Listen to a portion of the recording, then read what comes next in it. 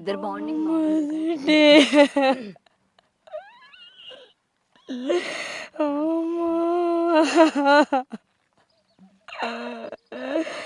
City నా కొడుక్కి బిడ్డని తన్నదమ్మా.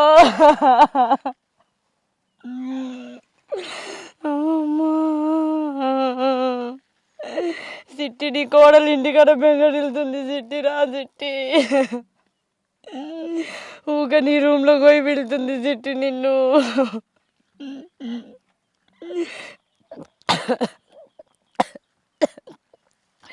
సిట్టి సిట్టి అన్న వచ్చిండు. సిట్టి లేచి పిలు సిట్టి అన్న అని. మీరు బాగుండేనా మీ ఇద్దరు? అన్న అల్లుడు పుట్టిండంట కదా అని చెప్పేసి అడిగింది. ఒకసారి శివరాత్రికి నా కొడుకు నన్ను బిడ్డని ఇద్దరిని ఎత్తుకున్నది.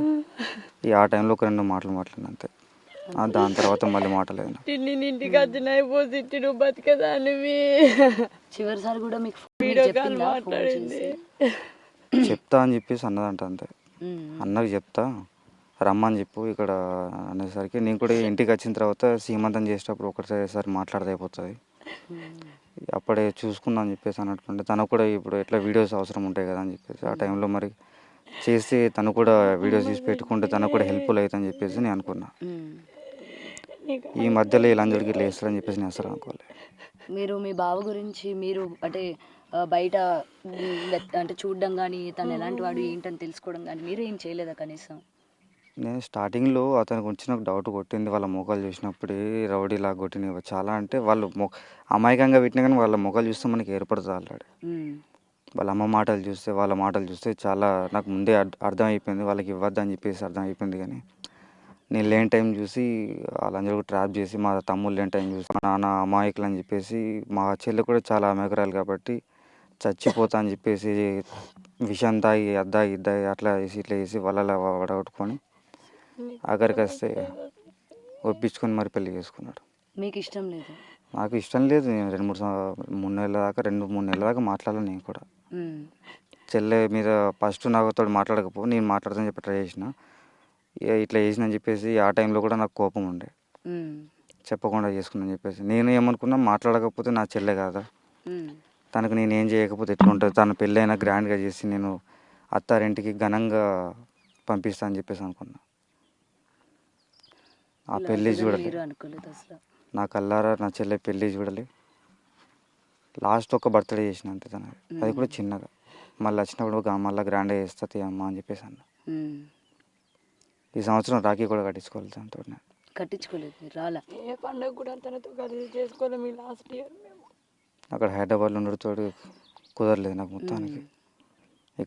అక్కడ వాళ్ళ అన్నదమ్ములు ఉన్నారు, ఇక్కడ మా చెల్లి ఉండే, అక్కడ నాగిపోవాల్సి వచ్చింది.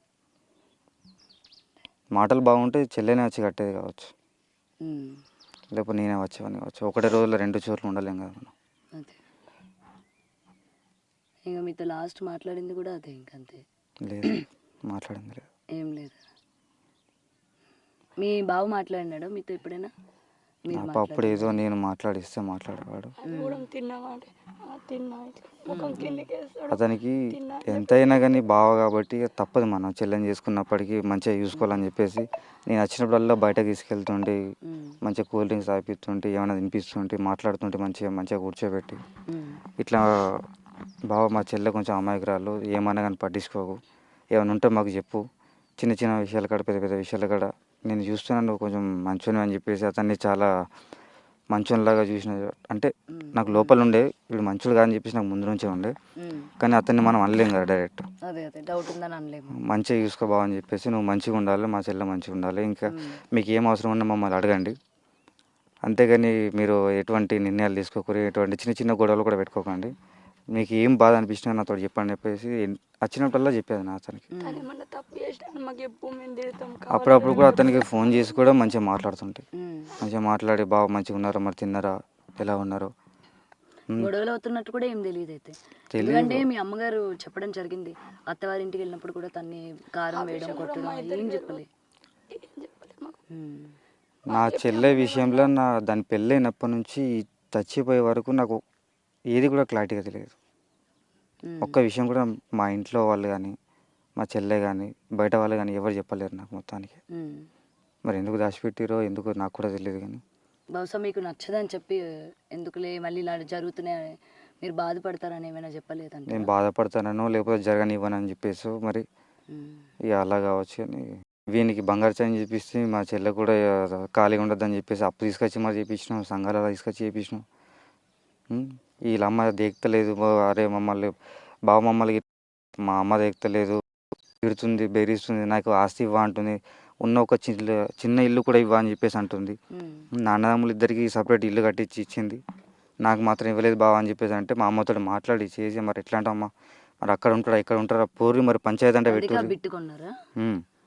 నేను చెప్పిన మళ్ళీ పంచాయతీ పెట్టండి ఒకసారి ఎందుకన్నా మంచిది, కులంతో మాట్లాడకుండా చేయకుండా పెళ్లి చేశారు కదా, రేపు పొద్దున ఏం జరిగినా కానీ వాళ్ళు ఏం పట్టించుకోరు చేయరు, ఇటువంటి జరుగుతాయి అమ్మా అని చెప్పేసి నేను ముందే చెప్పిన. కూడా చచ్చిపోవచ్చు సంపాదించుకోవడం అని చెప్పేసి నేను ముందే చెప్పిన. ఇటువంటివి ఉన్నాయని చెప్పేసి చెప్పాము కూడా వీళ్ళు నాకు చెప్పకుండా చేయకుండా పట్టించుకోకుండా ఇవన్నీ చేసి అక్కడికి వచ్చి ఇక్కడికి వచ్చారు. మరి అక్కడ లేదు ఇల్లు నాకు సొంతంగా, నాకు మా అమ్మ ఇస్తలే అని చెప్పేసి గొడవ పెట్టుకున్నప్పటికీ చూడండి మరి ఎక్కడన్నా దొరికితే తీసుకోరు, ల్యాండ్ ఏమన్నా గుంటనో 2 గుంటలు ఉంటే తీసుకోరు, పైసలు లేకపోతే ఎక్కువ తీసుకోకూరు, ఒక గుంటలైనా కానీ వాళ్ళు ఇద్దరే కదా పడుతుంది, ఒక చిన్న ఇల్లు అన్నా పడుతుంది దాంట్లో వాళ్ళు ఉండడానికి, 3-4 రూమ్లో పడుతాయి చిన్న చిన్న అన్న, ఫస్ట్ 2nd ఫ్లోర్లో వేసుకోవచ్చు. లేకపోతే దాని తర్వాత వాళ్ళు ఉన్నప్పటికీ సంపాదించుకున్నప్పటికీ మంచిగా కొనుక్కుంటారు తీసుకుంటారు వాళ్ళే కూడా పెట్టుకుంటారు అని చెప్పేసి ఎన్నో మాటలు చెప్పిన.